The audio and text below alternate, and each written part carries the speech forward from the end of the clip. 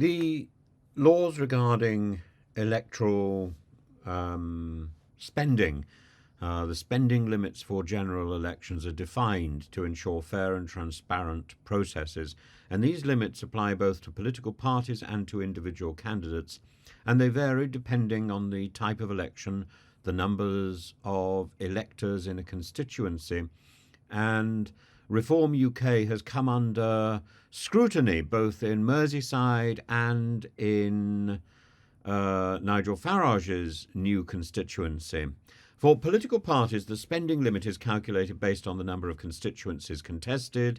For instance, in a general election, a party contesting in all 650 constituencies can spend 19.5 million in total, which equates to about £30,000 per constituency. Now, individual candidates have separate spending limits for their campaigns within each constituency, and that limit is set on a formula that takes into account the number of registered voters and the length of the campaign period. For a typical parliamentary constituency, the spending limit is about £8,700 plus 6 to 9 pence per registered voter. For a 25-day campaign, therefore, this can come to between £15,000 and £20,000. The Representation of the People's Act 1983 mandates that all election material must carry an imprint which includes details of who printed and who promoted the material. Failure to include this information is a breach of Section 110 of the Act and can lead to an unlimited fine. Ken Ferguson, a Reform UK candidate, is under investigation for distributing leaflets without the required imprint. This violation has raised questions about transparency and adherence to the electoral laws and must be raising questions in the Reform UK current leadership, however redefined by Mr Farage the other day. And despite clear guidance from the Electoral Commission, there was initial reluctance from the Merseyside police to investigate the matter thoroughly, indicating potential issues in the enforcement of electoral laws at a local level. Reform UK is facing broader scrutiny over its electoral practices, including concerns about invisible candidates, what are often called paper candidates, and generic campaign materials.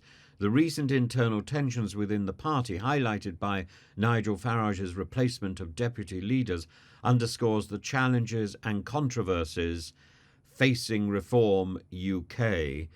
And these regulations, the recent events, emphasise the importance of transparency and adherence to the legal requirements in maintaining the integrity of the electoral process in the UK, particularly under the strains of recent years. Now, I should encourage you to go over to my other channel, which is called Prof. Tim's Thoughts, or Professor Tim's Thoughts. There's a link below, and I've done an in-depth piece about the history of Julian Assange, and Mr. Farage is tied up with that. Farage went to visit Julian Assange, and Farage, of course, as a deep Trump supporter. And there's a sort of right-wing movement across the UK and maybe across the world, of which Mr. Farage plays a central role, and in which Mr. Farage plays a central role. And we shouldn't underestimate the importance, even though he is of diminutive size in the Palace of Westminster, even though he only has five MPs in his party, he is still seemingly diminutive, but he commands a very large stature in the right wing, and he spreads a very, very capacious shadow across the present parliamentary intake, and of course, therefore, across Keir Starmer's newly birthed Labour Party and government. I think he casts an extremely large shadow over the present Conservative Party, and his influence will be felt as the Conservative Party selects its new leader. I've got a series of designs for cups which were done ages ago and will eventually, I hope, emerge as merchandise, but God knows where they are at the moment, and they will ultimately appear. This in the corner is one for Mr. Farage, and he turns up in another video that I did of him singing, "Underneath the arches, I'll dream my dreams away. Underneath the arches, on cobblestones I'll lie."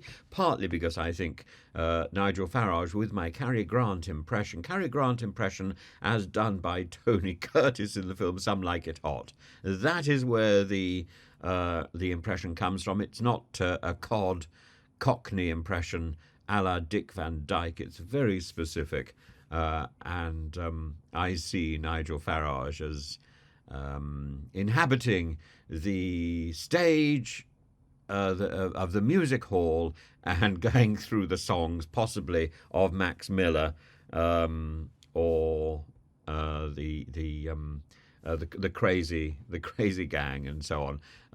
I I think he's going to struggle to make it properly in the Palace of Westminster, because judging from his maiden speech, which was appalling, where he criticised a previous Speaker of the House of Commons in front of a sitting House of Commons Speaker, and that previous House of Commons Speaker, Bercow, is somebody that he illicitly stood against, or not illicitly, just against the conventions. He stood against Bercow.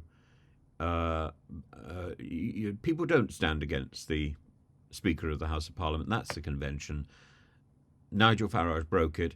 I'm sure it's the first of many conventions that Nigel Farage will be aiming to break in the House of Commons.